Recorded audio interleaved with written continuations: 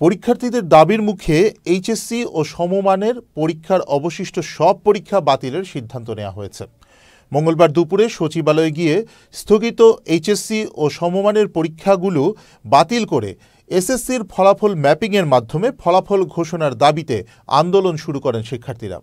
পারভেজ রাসেলের ক্যামেরায় বিস্তারিত জানাচ্ছেন মারুফা কামাল। গত ৩০ জুন থেকে সারা দেশে একযোগে এইচএসসি ও সমমানের পরীক্ষা শুরু হয়।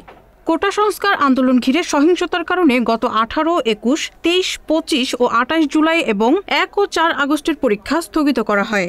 সবশেষ ১১ সেপ্টেম্বর থেকে নতুন সময়সূচি প্রকাশ করে আন্তঃশিক্ষা বোর্ড। আজ সকালে পরীক্ষা আরও ২ সপ্তাহ পেছানোর সিদ্ধান্ত হওয়ার পাশাপাশি স্থগিত পরীক্ষা অর্ধেক নম্বরে হওয়ার ঘোষণা আসে। এই সিদ্ধান্ত না মেনে দুপুরে সচিবালয়ে ঢুকে বিক্ষোভ করেন শিক্ষার্থীরা। অটোপাস ঘোষণা না দিয়ে সাবজেক্ট ম্যাপিং এর মাধ্যমে ফলাফল ঘোষণার দাবি জানায় আন্দোলনরত শিক্ষার্থীরা।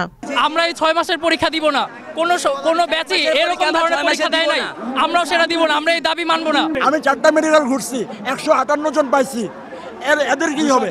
আমাদের দাবি হইতেছে যে স্থগিত পরীক্ষাগুলো আছে আর যেগুলো পুড়ে গেছে সেগুলো এসএসসি রেজাল্ট থেকে নিয়ে আমাদের রেজাল্টটা পাবলিশ করে দেওয়া হোক। আমরা যেই কটা এক্সাম দিছি ওই কটা এক্সামের উপরে আমাদের সাবজেক্ট ম্যাপিং লাগবে এবং আমাদের এসএসসি সহ।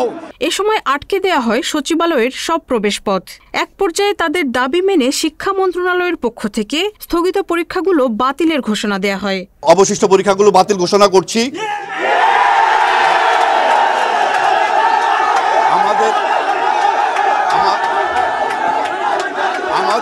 আমাদের পরীক্ষার্থীদের আর কোনো পরীক্ষা দিতে হবে না, পরীক্ষার্থীদের আর পরীক্ষা দিতে হবে না। আমরা কিভাবে ফলাফল মূল্যায়ন করব,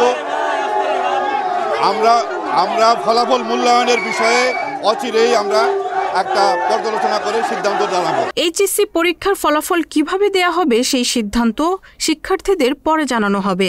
এবার সারা দেশে পরীক্ষার্থী ছিল ১৪,৫০,৭৯০ জন।